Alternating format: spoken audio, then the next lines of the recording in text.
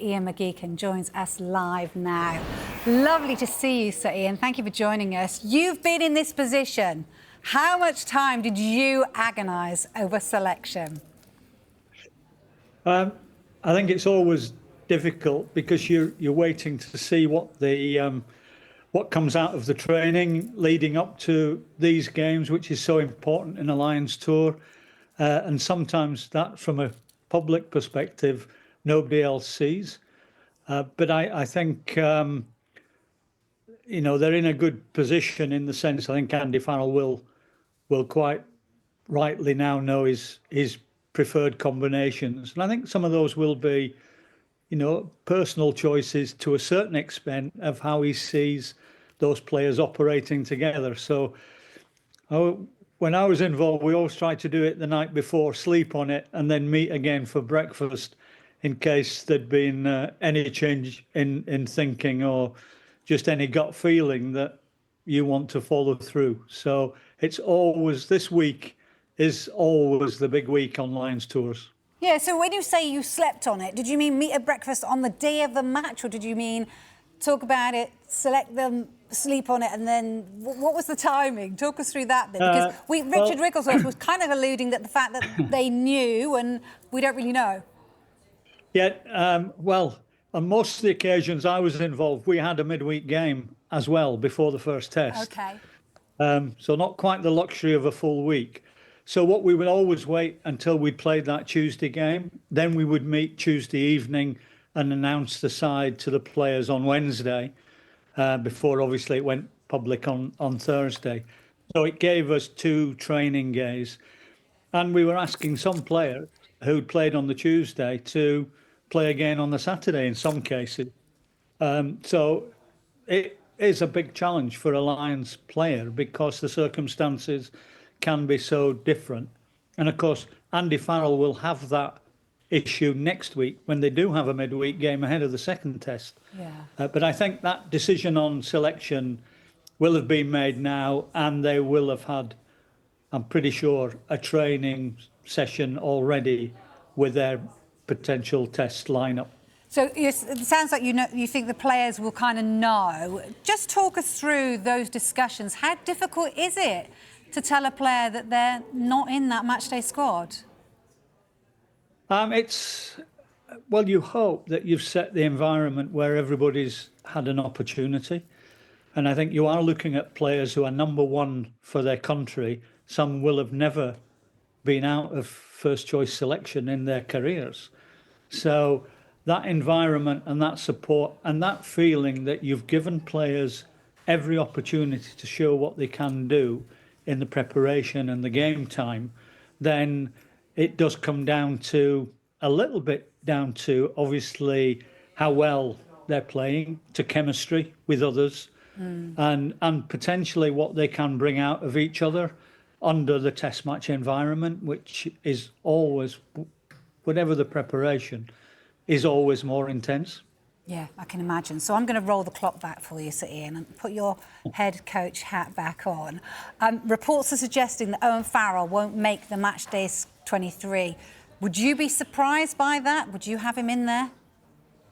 No, I wouldn't be surprised. It was obviously good, I think, to see him get some game time on Saturday.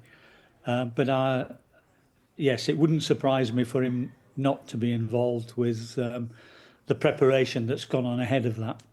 Why? I just think game time. Okay. You need, ideally, within the Lions environment, you probably need 2 or 3 games.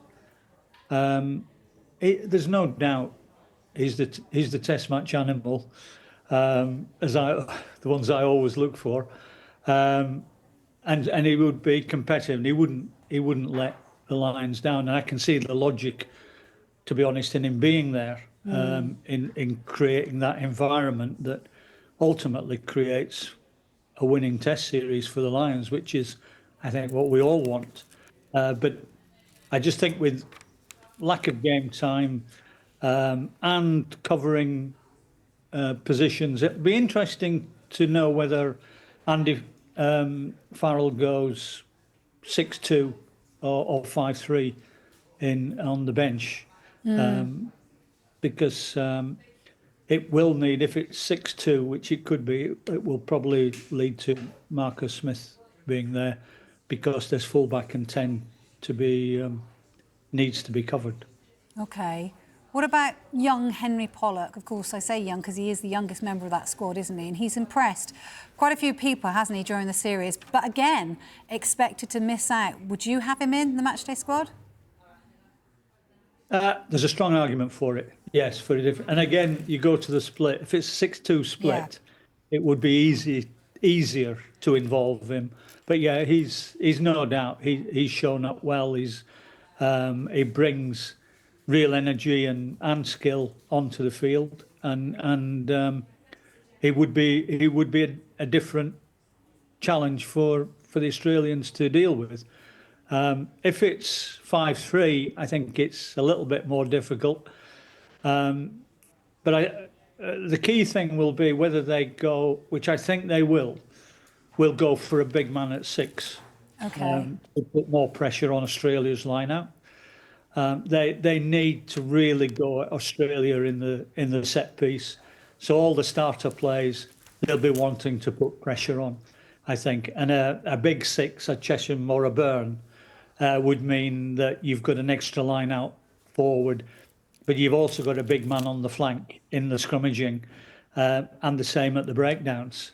So I'll be very surprised if it isn't Chesham or Byrne at 6.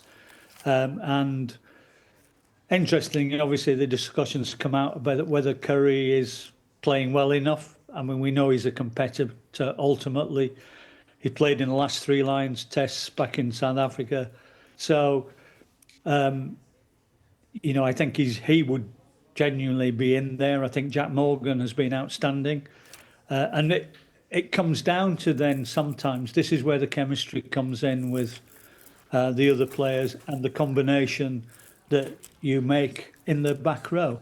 And that often reveals itself as much in training as it does on the field.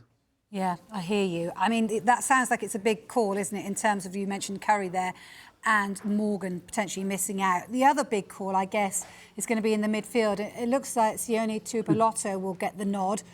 Again, would that sit with you, right? Yes, you could argue either way, but I think the chemistry, the understanding, and a lot of the off-the-ball thinking that goes into playing together. The Scottish pair play at club level, play at international level, play outside Finn Russell. So you've got a collective understanding there, although they've not had a lot of minutes together on the tour so far. But I think it certainly points that way. And if that's showing up well in training, then it makes a lot of sense. Just a last word on personnel. It looks like Blair Kinghorn is expecting to miss the first test. How much of a blow is that going to be for them? Yeah, I think one of the biggest blows is that he covers full back, wing and 10. And they'll lose that flexibility when they want to change the makeup in the second half. But obviously, Hugo Keenan is an outstanding full back, not quite as flexible for selection as Blair Kinghorn. But I think, it doesn't, when you look at your starting test 15, it doesn't create any weaknesses, because I thought Keenan actually, the last time out, played really well. And it was important.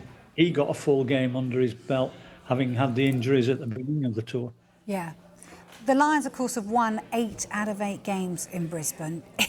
Is that a little bit of pressure on them? I mean, I know that, players have also been saying that they want a serious whitewash. I think Henry Pollock was saying that. That adds to a little bit of pressure as well, doesn't it? Yeah, it does. Which, no lack of confidence, but seen that in his rugby anyway, haven't you? I think there's no doubt the first test is a big challenge for both teams. Coming out of a first test with a win makes a tremendous psychological difference. And having being on that side of things, I know just the pressure that builds that you need to win the second test.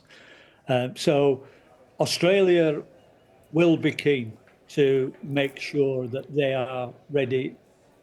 There's no doubt the top 30, 40 Australian players are very good players, and Joe Schmidt will tactically, I think, have some challenges for the Lions up his sleeve. And it's how the Lions adapt, I think, defensively. You know, they'll want to close Australia down physically and quickly, and the same in those early minutes, particularly in the first half, to physically get on top of them in the set piece and keep them under pressure. And Australia will be trying to speed the game up. There's no doubt. But just finally, Sir Ian McGeechan, in a word, the Lions have got this, haven't they? Well, I've got my fingers crossed already. So I would expect. Yeah, I think they're going in as favourites because the 23 that they can put out there to play over the full 80 minutes is a strong combination, whichever combination Andy Farrell ultimately goes for.